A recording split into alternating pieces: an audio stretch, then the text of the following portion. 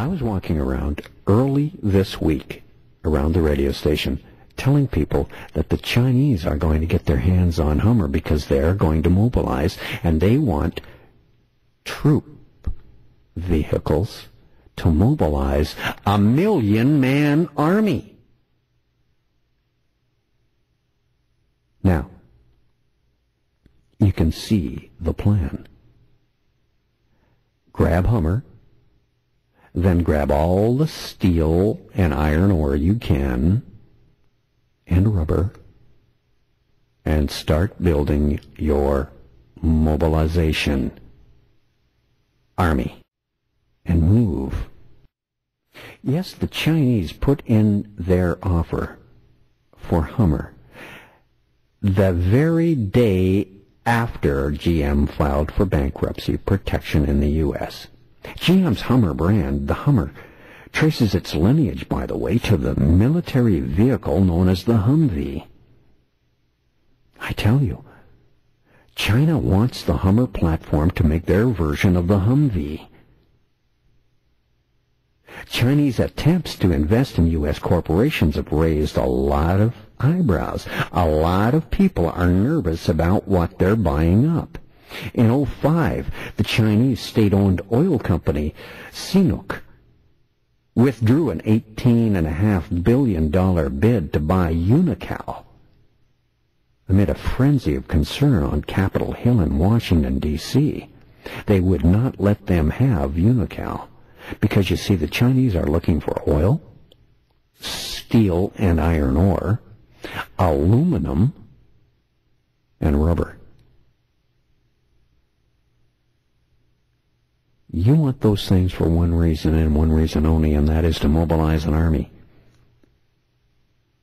Other investments they've made, though, have sailed through. Unocal didn't, no. But two by China's main government investment fund in Morgan Stanley and private equity firm Blackstone Group, LP, have done some buying.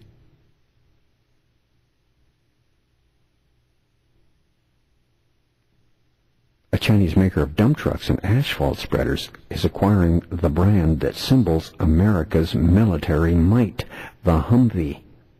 And I believe this is a reflection of China's great rise to a global power, or they think it is. Because China is certainly not buying Hummer, a brand notorious for gas guzzling, because they want their citizens to drive them. Spaceman back with more in just a moment on AM 640.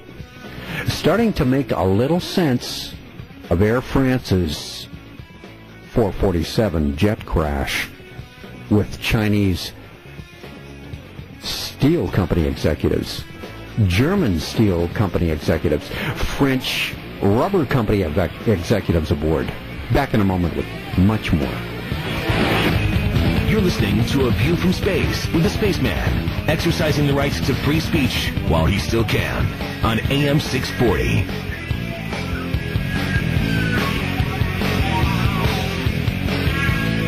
I'm the guy that calls space. You can email me at space@640toronto.com or spaceman@640toronto.com. Aboard Flight 447, Air France flight from Rio to Paris, had 5 children also aboard who perished, that I should mention, who,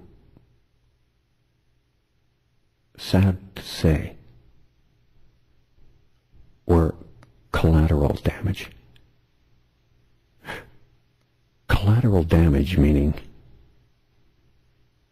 they were just aboard.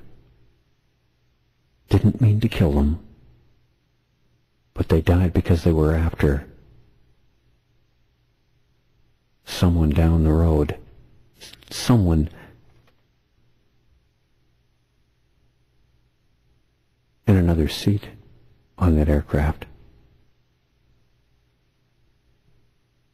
The Banksy Iron and Steel Company of China had 6 of its high-ranking executives on that flight.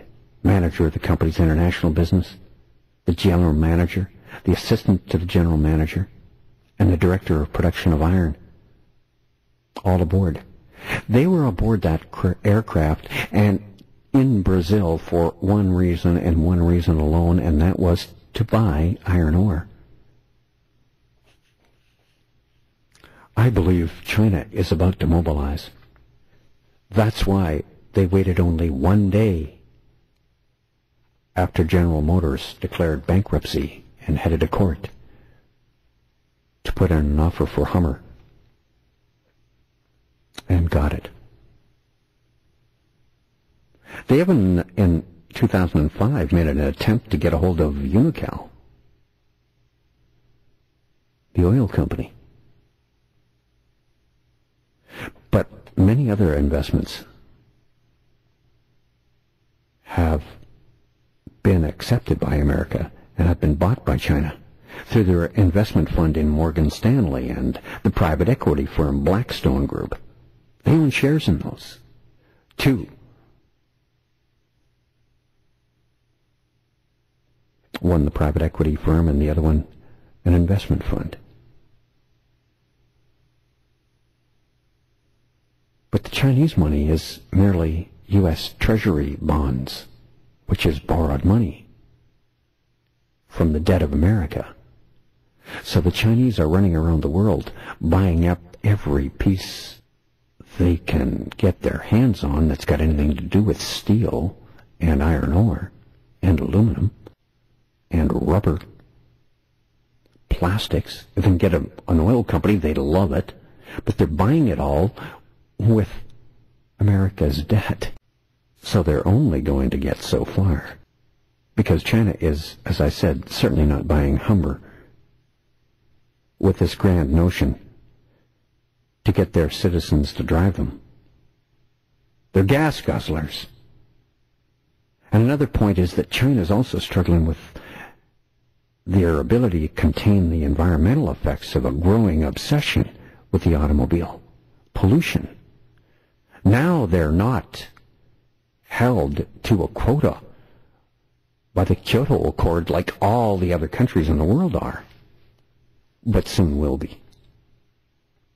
So there's no way this Hummer is going to be used for anything else than to mobilize their 1 million man army.